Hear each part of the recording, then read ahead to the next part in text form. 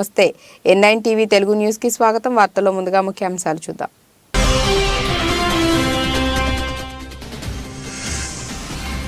Balochistan province లోని జైష్-ఉల్ అదిల్ ఉగ్ర సంస్థ స్థావరాలను ధ్వంసం చేసిన ఇరాన్.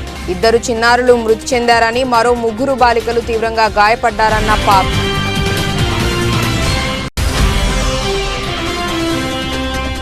అభివృద్ధి విషయంలో నక్సలైట్లతో వీడియో కాల్ మాట్లాడేందుకు రెడీ.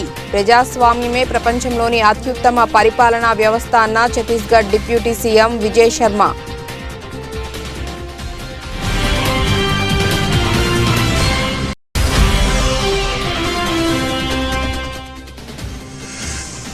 ఘనంగా మొదలైన ఆలంగనల్లూరు జల్లికట్టు ఉత్సవాలు. జల్లికట్టు ఉత్సవాలను చూసేందుకు దేశ విదేశాల నుంచి భారీగా తరలివస్తున్న జనం.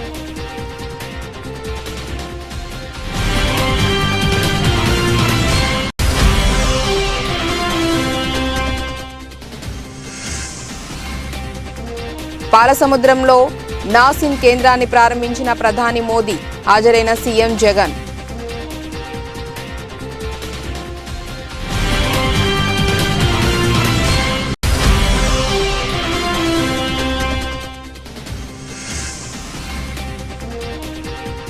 భద్రాచలం వెళ్లినట్లే అయోధ్య రామ మందిరానికి కూడా వెళ్తా. 2 ఆలయాల మధ్య తేడా లేదన్న సీఎం రేవంత్ రెడ్డి.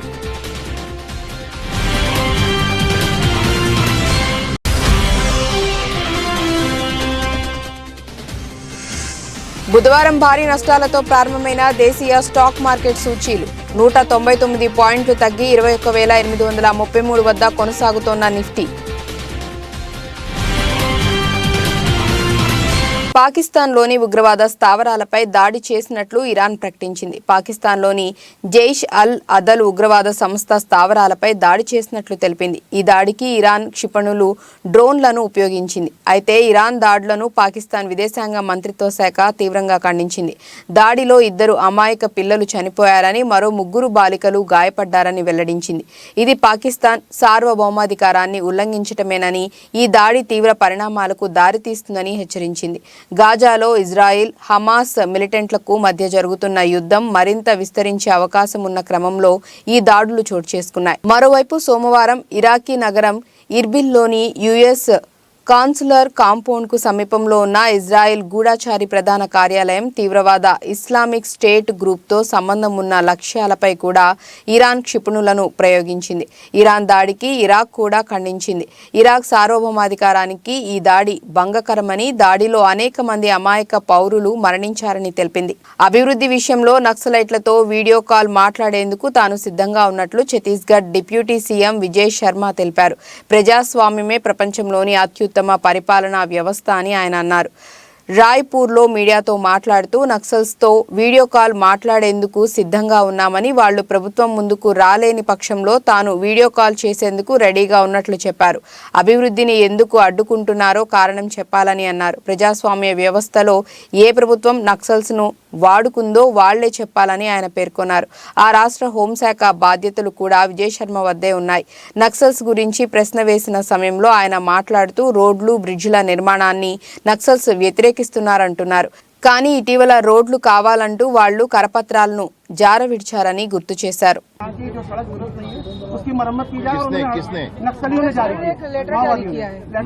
नक्सलियों को तो और पत्र जारी करने चाहिए, उनको ये भी जारी करना चाहिए कि भैया गांव-गांव में स्कूल खुलने दें. जंगलों के अंदर जो लोग रहते हैं उन नौजवानों से नारायणपुर जाकर के उस दिन मैं मिला हूं अबूझबाड़ के लोगों से. वह भी चाहते हैं कि हम बंबई में हीरो बनकर आए. वह भी ये चाहते हैं कि हमको हमारे गांव की उन्नति हो. क्यों रोक कर बैठे हैं सारी बातों को? यही तो हम जानना चाहते हैं. क्यों रोक कर बैठे? सारा विकास अवरुद्ध हो जाता है. वो पूरी जनता बंधक के नाते है. ऐसे नहीं होना चाहिए. तो बातचीत करेंगे आप? बातचीत करेंगे क्या? मैंने कहा वीडियो कॉल पर भी मैं बात करने को तैयार हूं. मैंने ये कहा भाई सामने नहीं आ सकते हैं तो वीडियो कॉल पर मैं तैयार हूं. मसला ये है, कारण तो बताएं. मैं नहीं, आप बात कर लीजिए. मैं आपसे कहता हूं आप बात कर लीजिए. पूछिए तो कारण क्या है विकास को अवरुद्ध करने का? कौन सी ऐसी सरकार है जो शोषित करती है लोगों को? बताएं कोई. लोकतंत्र है भाई, लोकतंत्र है. लोकतंत्र में राजनीतिक पार्टियां होती हैं, सरकारें बनती हैं और उसी तरीके से चलता है. सब शासन चलाने का सबसे अच्छा तंत्र दुनिया में लोकतंत्र है. आपको राजतंत्र चाहिए पुराना वाला? आपको चीन जैसी व्यवस्था चाहिए माओवादियों की, कम्युनिस्टों की? नहीं चाहिए ना। क्या चाहिए? लोकतंत्र चाहिए ना। ऐसे स्वतंत्रता से आप मुझसे पूछ सकें और मैं निर्भीकता से आपके साथ बात कर सकूं, ये लोकतंत्र है भाई। उस लोकतंत्र को खत्म कर देना चाहते हैं। माननीय अटल बिहारी वाजपेयी जी ने सदन में कहा है कि सरकारें आएंगी जाएंगी, पार्टियां बनेंगी बिगड़ेंगी, देश का लोकतंत्र अमर रहना चाहिए। बहुत बहुत అయోధ్యలో ఈ నెల 22న శ్రీరాముడి ప్రాణ ప్రతిష్ఠ జరగనుంది. ఈ కార్యక్రమాన్ని కన్నుల పండుగగా నిర్వహించేందుకు ఇప్పటికే దాదాపు అన్ని ఏర్పాట్లు పూర్తయ్యాయి. ఈ నేపథ్యంలో శ్రీరాముడి కోసం ప్రత్యేకంగా నేసిన వస్త్రాలను ఉత్తరప్రదేశ్ ముఖ్యమంత్రి యోగి ఆదిత్యనాథ్ గత రాత్రి రామ జన్మభూమి తీర్థక్షేత్ర ట్రస్టుకు అందజేశారు. ఈ ప్రత్యేక వస్త్రాలను ఏకంగా 12 లక్షల మంది భక్తులు నేశారు. మహారాష్ట్రలోని పూణేకు చెందిన heritage hand weaving రీవైవల్ charitable trust శ్రీరాముడి కోసం 2 పోగుల పేరుతో ఓ కార్యక్రమాన్ని చేపట్టింది. అందులో భాగంగా పూణే జిల్లాలోని చేనేత కార్మికులందరూ తలో చేయి వేసి ఈ వస్త్రాలు నేశారు. कोषाध्यक्ष श्री गोविंद देवगिरी महाराज और मार्गदर्शक आदरणीय भैयाजी जोशी इनको वे वस्त्र समर्पित करेंगे. हम लोग जोरदार तालियों की गूंज से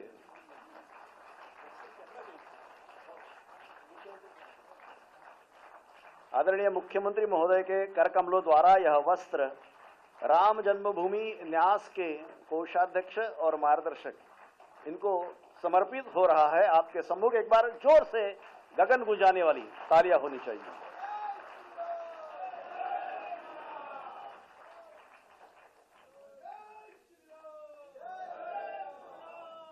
आदरणीय मुख्यमंत्री महोदय की निश्रा में ही यह सारा कार्यक्रम ప్రపంచ ప్రఖ్యాతి చెందిన ఆలంగనల్లూరు జల్లికట్టు ఉత్సవాలు బుధవారం ఉదయం ఘనంగా ప్రారంభమయ్యాయి. ప్రతి ఏడాది సంక్రాంతి పండుగ సందర్భంగా కనుమ మరుసటి రోజు మదురై సమీపంలోని ఆలంగనల్లూరులో ఈ ఉత్సవాలు నిర్వహిస్తారు. ఈ జల్లికట్టు ఉత్సవాలను చూసేందుకు దేశ విదేశాల నుంచి కూడా జనం భారీగా తరలివస్తారు. ఈ ఉత్సవాలను ప్రత్యక్షంగా వేల మంది వీక్షిస్తారు. ఎద్దులను బరిలోకి వదిలి వాటిని లొంగ తీసుకోవటం అనేది ఈ క్రీడలోని ప్రధానమైన అంశం. ఎద్దులను లొంగ తీసుకునేందుకు యువకులు చాలా మంది ఉత్సాహం చూపిస్తుంటారు. ఈ ఉత్సవంలో పలువురు తీవ్ర గాయాల పాలవుతుంటారు. అయినా ఈ ఉత్సవాలకు ఉన్న క్రేజ్ ఏమాత్రం తగ్గడం లేదు.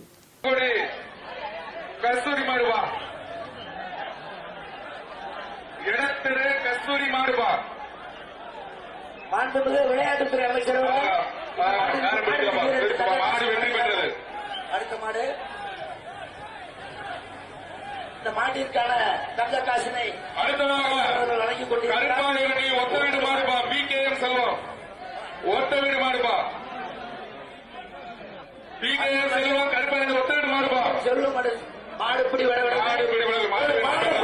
உரிமையாளருக்கு மாண்புமிகு அமைச்சர் அவர்கள் தங்க காசினை பரிசாக வழங்குகிறார். மாட்டு உரிமையாளர் தங்க காசு வாங்கிக்கங்க.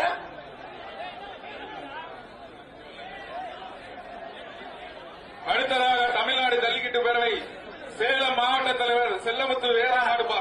இந்த மாட்டிற்கான தங்க காசை மாண்புமிகு விளையாட்டுத்துறை அமைச்சர் அவர்கள் இந்த மாட்டிற்கு தங்க காசை வழங்க இருக்கிறார்.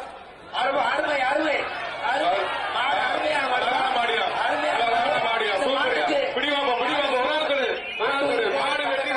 ప్రధాని నరేంద్ర మోదీ శ్రీ సత్యసాయి జిల్లాలో పర్యటించారు. జిల్లాలోని పాలసముద్రంలో స్థాపించిన national academy of customs, indirect taxes and narcotics ను ప్రారంభించారు. రిమోట్ బటన్ నొక్కి నాసిన్ ను జాతికి అంకితం చేశారు. ఈ ప్రారంభోత్సవ కార్యక్రమంలో కేంద్ర ఆర్థిక మంత్రి Nirmala Sitharaman, AP governor Abdul Nazeer, CM Jagan కూడా పాల్గొన్నారు. ఈ సందర్భంగా ప్రధాని మోదీ ప్రసంగిస్తూ చారిత్రక ప్రదేశంలో నాసిన్ ను ఏర్పాటు చేయటం హర్షణీయమని పేర్కొన్నారు. ఒక గొప్ప సంస్థను ప్రారంభించటం పట్ల ఆనందంగా ఉందని తెలిపారు. గతంలో పన్నుల విధానం గందరగోళంగా ఉండేదని, జీఎస్టీ తీసుకొచ్చి పన్నుల విధానాన్ని సరళీకృతం చేశామని అన్నారు. ప్రజలు చెల్లించే పన్నులు తిరిగి ప్రజల సంక్షేమానికే వినియోగించాలని ఇదే రామరాజ్య సందేశమని మోదీ పేర్కొన్నారు. రామరాజ్య భావన నిజమైన భావన అని మహాత్మా గాంధీ చెప్పారని వెల్లడించారు. కాగా అయోధ్యలో శ్రీరామ విగ్రహ ప్రాణ ప్రతిష్ఠ కోసం 11 రోజుల అనుష్ఠానం చేస్తున్నారని తెలిపారు. इस शानदार कैंपस की बहुत बहुत बधाई.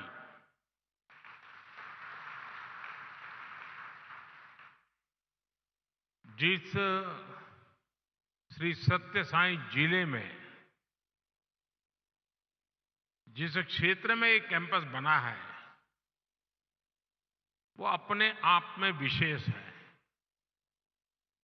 ये क्षेत्र अध्यात्म, राष्ट्र निर्माण और सुशासन से जुड़ी हमारी विरासत का प्रतिनिधित्व करता है।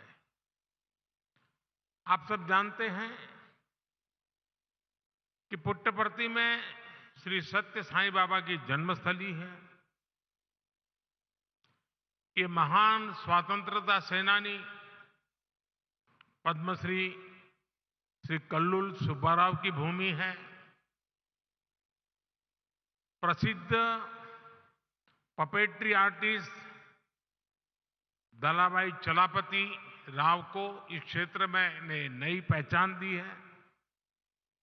इस धरती से विजयनगर के गौरवशाली राजवंश के सुशासन की प्रेरणा मिलती है।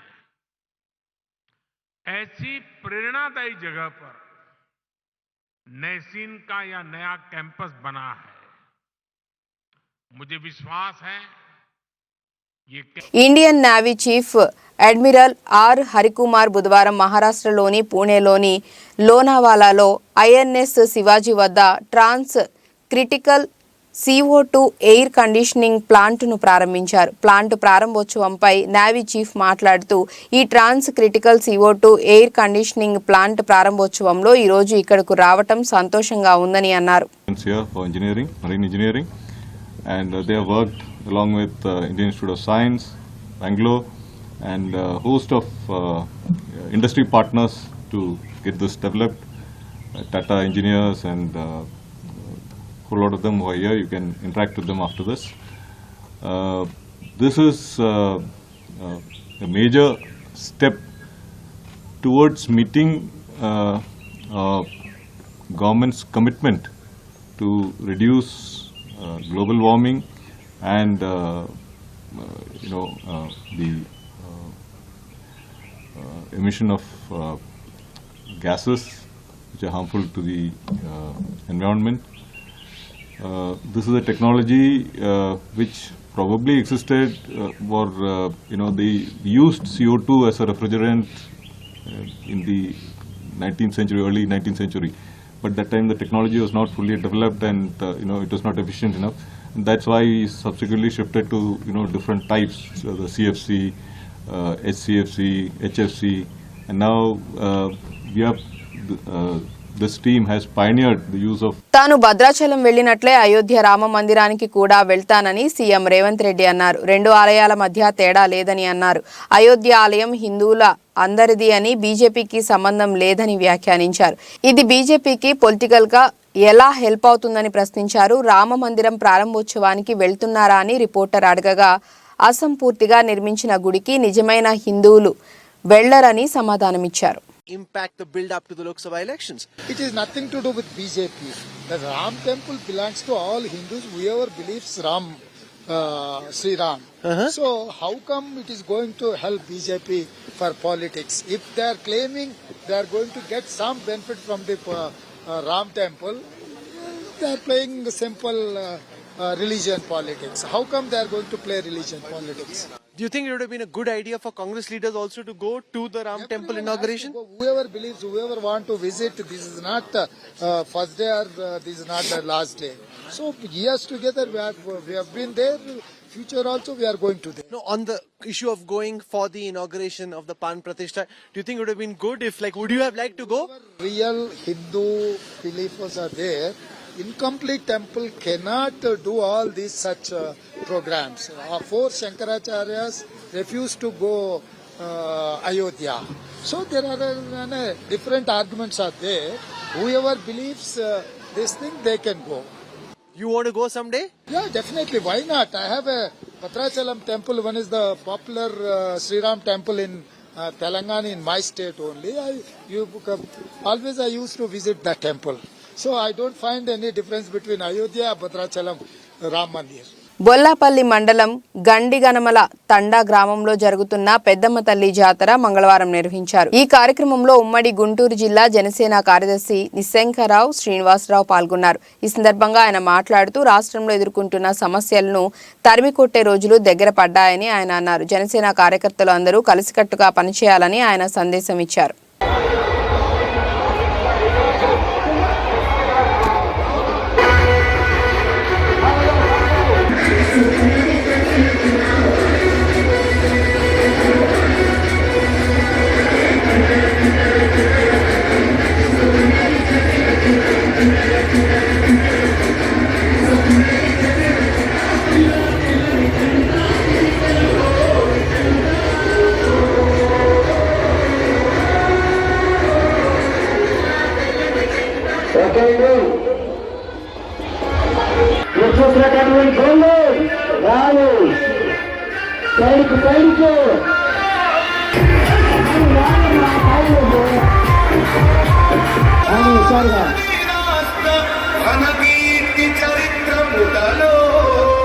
ఈ song is by DJ Mahesh Media.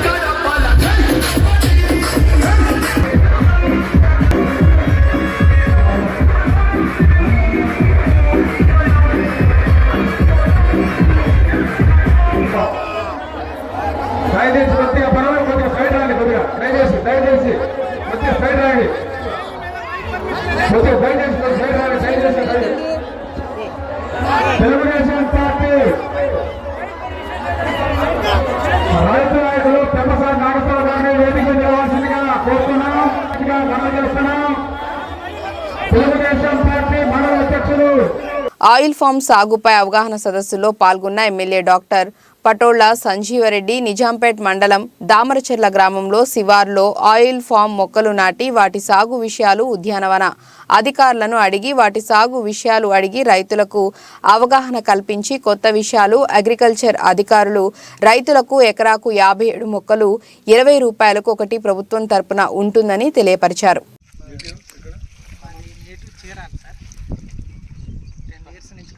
ముందు వేసే వాళ్ళకి ఇది కొత్త పంట అనే అనుమానం ఉన్నా మీరు బయట అగ్రికల్చర్తో పాటు మా డిపార్ట్మెంట్తో పాటు మా కంపెనీ వాళ్ళు కూడా వచ్చి సాయిల్ శాంపుల్ తీసుకుంటాం, వాటర్ శాంపుల్ కూడా తీసుకొని టెస్టింగ్ చేశాక సూటబుల్ అవుద్ది. కాకపోతే రైతు సాటిస్ఫాక్షన్ కోసం ఖచ్చితంగా మేము చేసి రిజల్ట్ ఇస్తాం. ఒక 10 డేస్లో మా రిపోర్ట్ ఇస్తాం సార్. ఇది ఏ నేలలో అయినా సాగవద్ది, కాకపోతే నీరు పుష్కలంగా ఉండాలి. 2 ఇంచులు బోర్ వస్తే 5 ఎకరాలకి డ్రిప్ ద్వారా ఆయిల్ పామ్ సాగు చేసుకోవచ్చు. అది ప్రకాశం జిల్లా కొమరోలు మండల పరిధిలోని చింతలపల్లె పంచాయతీలో వివిధ గ్రామాలలోని నిరుపేదలకు దుప్పట్లు పంపిణీ కార్యక్రమాన్ని లఘు చారిటబుల్ ట్రస్ట్ అధ్యక్షుడు పందరుపోయిన ప్రసాద్ ఆధ్వర్యంలో కొత్తపల్లిలోని SBNRM పాఠశాలలో ఈ కార్యక్రమాన్ని నిర్వహించారు. ఈ సందర్భంగా పంచాయతీలోని నిరుపేదలకు చలి నుండి మంచు నుండి రక్షణ కోసం దుప్పట్లను పంపిణీ చేశారు. ఈ సందర్భంగా లఘు ట్రస్ట్ అధ్యక్షుడు పందరుబోయిన ప్రసాద్ మాట్లాడుతూ మా సంస్థ తరపున అనేక సేవా కార్యక్రమాలను ఎన్నో సంవత్సరాలుగా చేస్తున్నామని, ప్రస్తుతం చింతలపల్లె పంచాయతీలో చలికి మంచుకు దుప్పట్లు కూడా లేక తీవ్ర ఇబ్బందులు పడుతున్న 200 మందిని గుర్తించి వారికి నాణ్యమైన దుప్పట్లు అందజేశామని అన్నారు.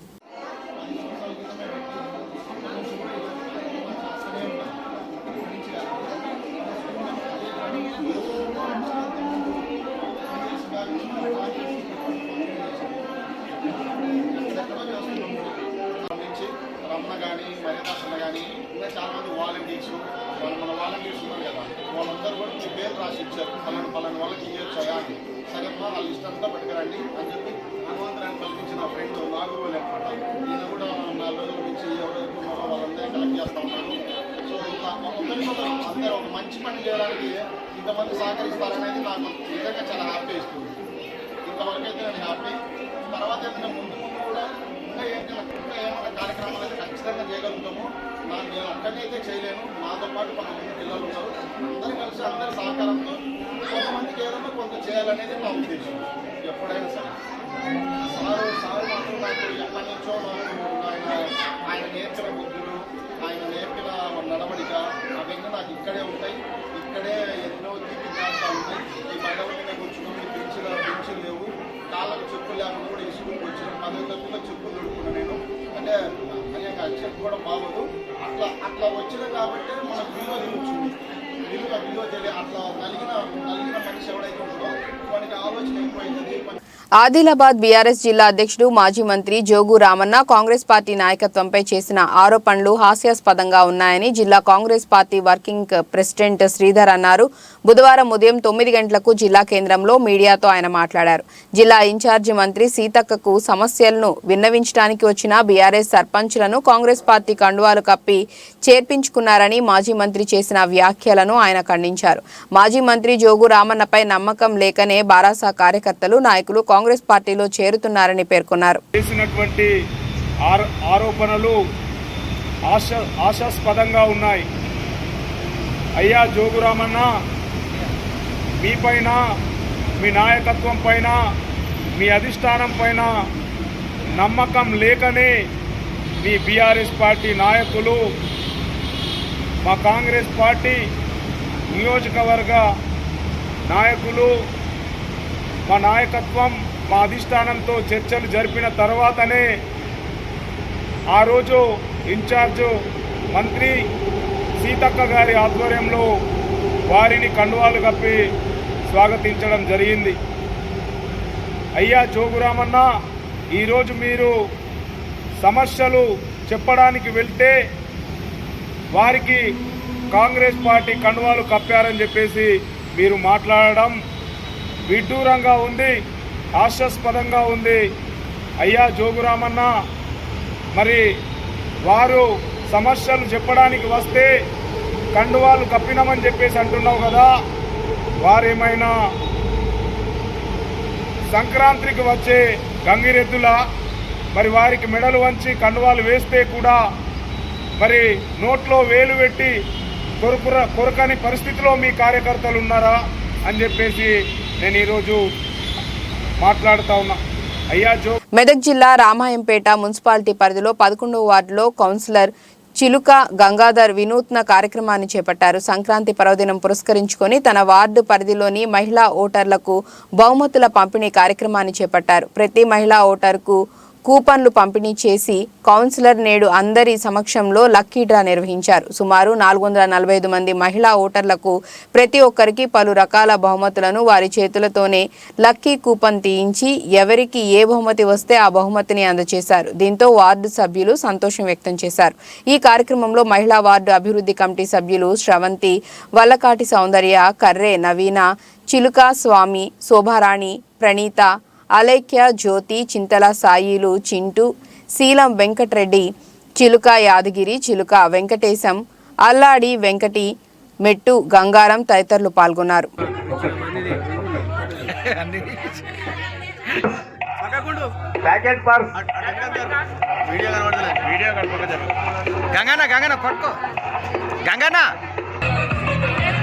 కుట్టు మిషన్ మీ ఇంటికి తీసుకొచ్చి నేను అప్పచెప్పాను. కమిటీ సభ్యులకు ఈరోజు మరి దోమకొండ నరసింహులు గారు మరి మంచి మనసుతోని ఒక్కొక్కరికి ఒక్కొక్క గ్రామ్ బంగారు ఉంగరము ప్రదానం చేయడం జరిగింది. మరి దాతగా వాళ్ళు సహకరించినందుకు నా తరపున మరి మా కమిటీ సభ్యుల తరపున మరి దోమకొండ నరసింహులు గారికి కృతజ్ఞతలు తెలియజేస్తూ ధన్యవాదాలు తెలియజేస్తున్నా. మరి వాళ్ళందరూ మా కమిటీ సభ్యులను మరి దాతలు ఇలా ముందుకొచ్చి సహకరిస్తున్నందుకు వాళ్ళకు కూడా మరి రామాయంపేట పట్టణంలోని 11వ వార్డు పరిధిలో ప్రజలకు సేవ చేయాలనే ఒక సంకల్పంతో వాళ్ళు మంచి పట్టుదలతో ఇంకా ముందుకొచ్చి మరి మీకు సేవ చేయగలుగుతారు. దాతలు మరి పెద్ద మనసుతో నాకు సహకరిస్తున్నందుకు వాళ్ళందరికీ నేను నా కమిటీ సభ్యుల తరపున మరి ప్రత్యేకంగా ధన్యవాదాలు తెలియజేయచ్చు. మరి దోమకొండ నరసింహులు గారు మంచి మనసుతోని సహకరించినందుకు వాళ్ళ కుటుంబ సభ్యులకు మరి ప్రత్యేకంగా ధన్యవాదాలు తెలియజేయుచున్నా. మరి 11వ వార్డులోని మొత్తం మహిళలు 445 మంది మహిళలు ఓటు హక్కు కలిగిన వారు మరి వెళ్ళారు. మరి పాత ఓటర్ లిస్టు ప్రకారంగా 400.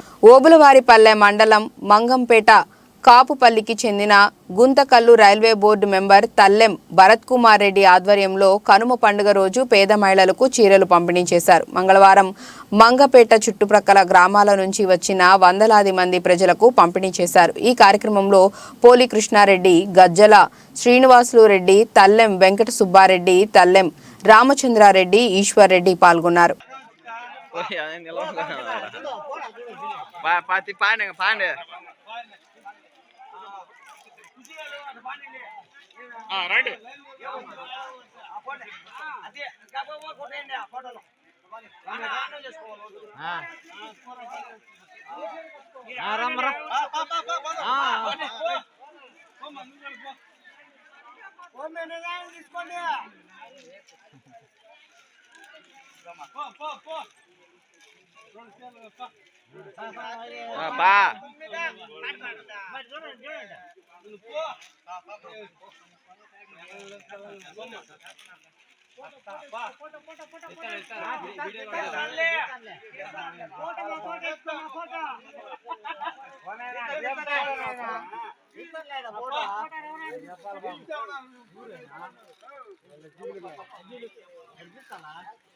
కారేపల్లి మండల పరిధిలోని గాదపాడు గ్రామంలో సంక్రాంతి పండుగను పురస్కరించుకొని నిర్వహించిన ముగ్గుల పోటీలలో గెలుపొందిన విజేతలకు వైరా ఎమ్మెల్యే రామదాసు నాయక్ మంగళవారం రాత్రి బహుమతులు అందజేశారు. ఈ సందర్భంగా ఆయన మాట్లాడుతూ కాంగ్రెస్ ప్రభుత్వంలో ప్రజలకు అనేక సంక్షేమ కార్యక్రమాలను ప్రవేశపెట్టి అందజేస్తామని అన్నారు.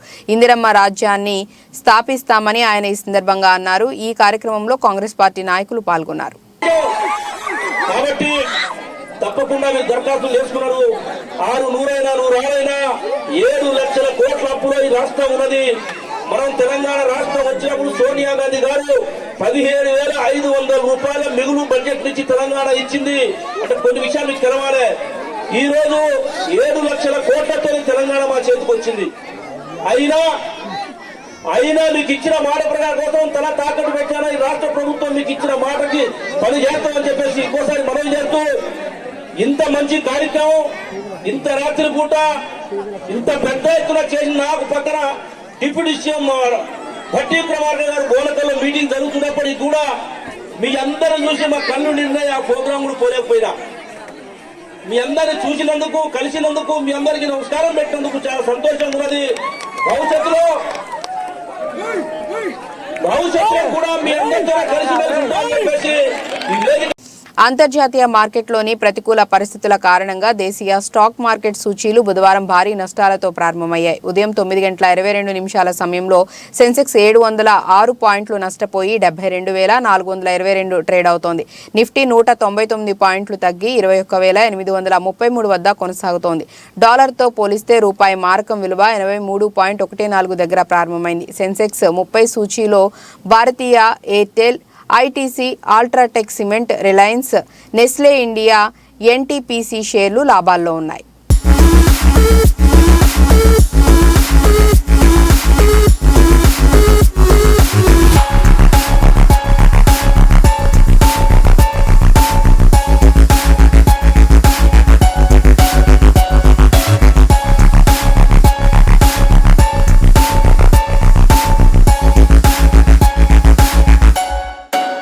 వార్తలు ముగించే ముందు ముఖ్యాంశాలు మరోసారి.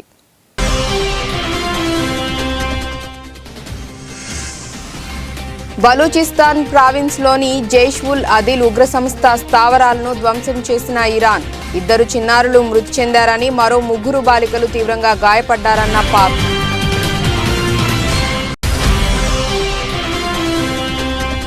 అభివృద్ధి విషయంలో నక్సలైట్లతో వీడియో కాల్ మాట్లాడేందుకు రెడీ. ప్రజాస్వామ్యమే ప్రపంచంలోని అత్యుత్తమ పరిపాలనా వ్యవస్థ అన్న Chhattisgarh deputy CM Vijay Sharma.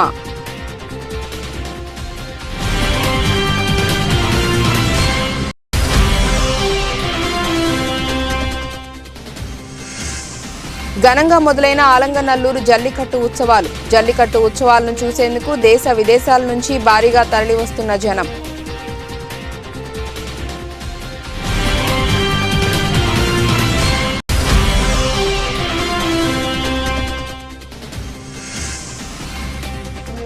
పాలసముద్రంలో NACIN కేంద్రాన్ని ప్రారంభించిన ప్రధాని మోదీ. హాజరైన సీఎం జగన్.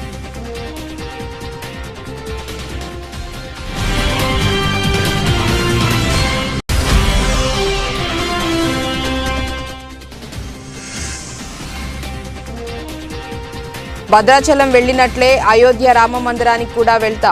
2 ఆలయాల మధ్య తేడా లేదన్న సీఎం రేవంత్ రెడ్డి.